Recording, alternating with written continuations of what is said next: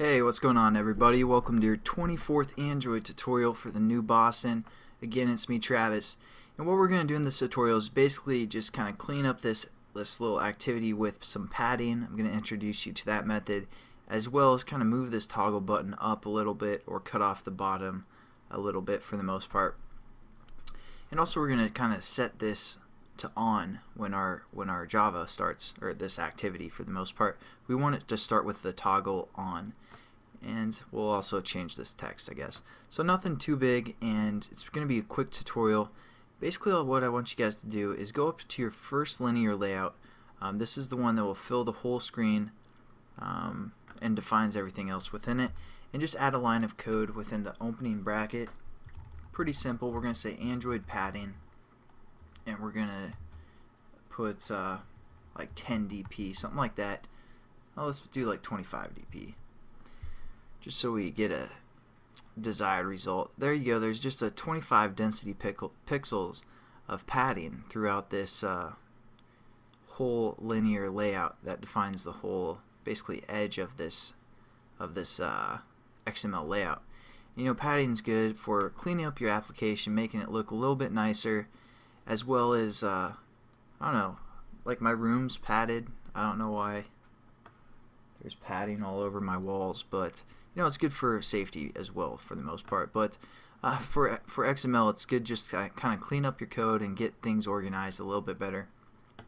Now what we're going to do is just basically you can add padding within a direction. So what we're going to do is use that on this toggle button and just basically cut off the bottom 10 pixels. So we're going to find our toggle button, and as you can see, I started right there.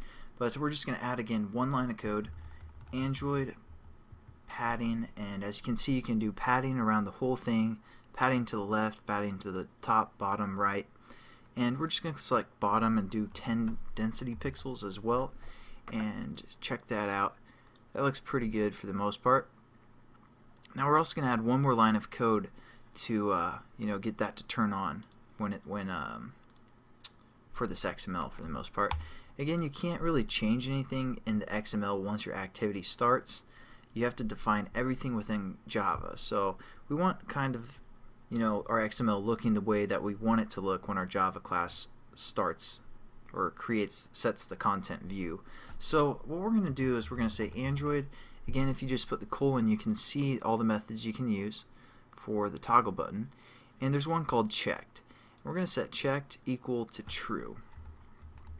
And you can set that equal to true or false. Basically, if it's false, it would be off, and true, it's on. So there we go. That looks pretty good. Let's set this button up now to, or just change the text to try command.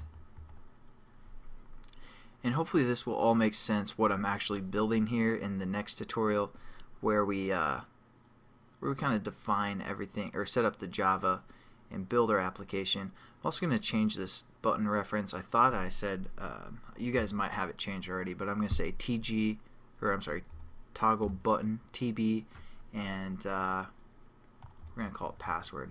I believe I said that. I don't know if I did or not, but just change the reference to TB, toggle button, password for the most part. And then we're good to go, and I will see you guys in the next tutorial where we're going to start with the Java. So I'll catch you guys then. Have a good one.